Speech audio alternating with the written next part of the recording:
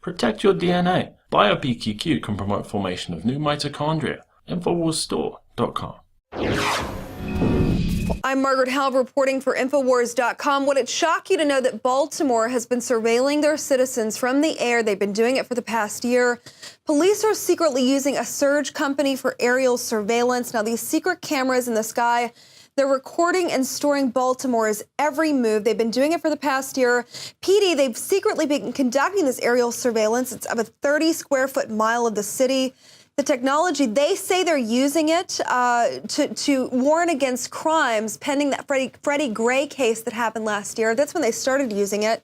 It's the same technology that they were using, the U.S. military was during the surge in the Iraq War.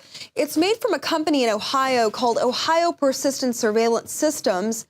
And it uses a small plane with a high-res camera to track crimes. Now, get this. It saves the footage on hard drives for months. And the city of Baltimore, they've never publicly disclosed the program exists. It's funded by a private donor, a private entrepreneur. His name is John Arnold. And he decided that he was going to fund this pilot program with little knowledge or consent of any of the citizens actually being surveilled. One ACLU policy analyst, he had this to say about the privacy breach. He said, I'd said to myself, this is where the rubber hits the road. The technology has finally arrived, and Big Brother, which was everywhere, has always talked about this. Well, guess what? It's finally here. Yeah, no kidding. Now, this system, they've been using it since the beginning of the year.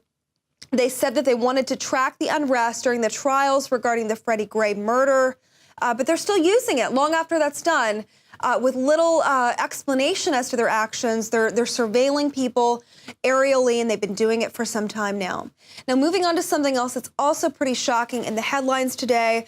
Everyone's aware that President Obama gave that $400 million to Iran, which he said wasn't a hostage payment. That's still up in the air. But would it shock you to know that the State Department, they finalized this agreement, and they've given the state of Iran 13 separate payments to finalize that $1.3 billion that they agreed to give them. A State Department spokeswoman, she confirmed, she said that $99,999.99, 10 separate payments totaling to $1.3 billion was given to Iran. Now, the diplomatic sensitivities that she had mentioned, she spoke of the January 19th payment, which was pretty controversial. The president didn't even acknowledge that had happened. He said, no, it wasn't a ransom for the release of 4 hostages held by the state of Iran.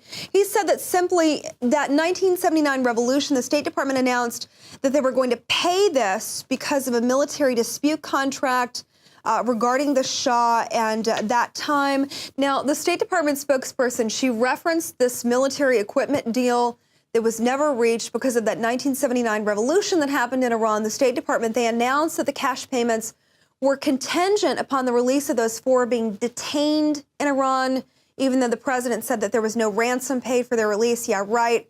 $1.3 billion. And they're saying that it's because of interest owed to Iran. The same Iran that chanced death to America, we had to give them an interest payment in January to resolve this decades-old dispute regarding an undeliverable military sale. Now, I want to point out that President Obama, the first president in history to acknowledge this deal, and also pay a massive sum of interest to a country that despises us, despite every predecessor before him after that 1979 military equipment deal gone wrong, not doing this. He just decided to go ahead and honor that and give them backdated interest payments. Now, this money comes out of our Treasury Department.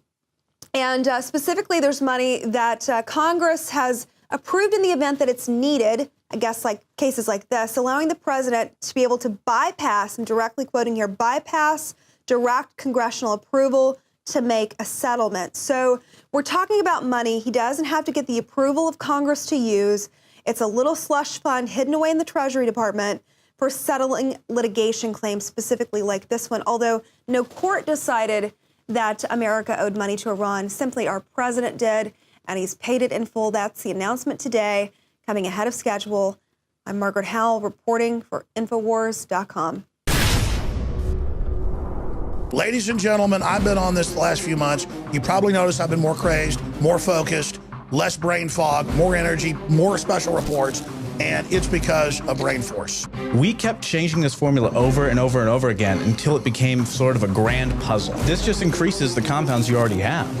This is what you're actually designed to run on. You will find Brain Force, Survival Shield X2, and other game-changing products at InfoWarsLife.com or call 888-253-3139.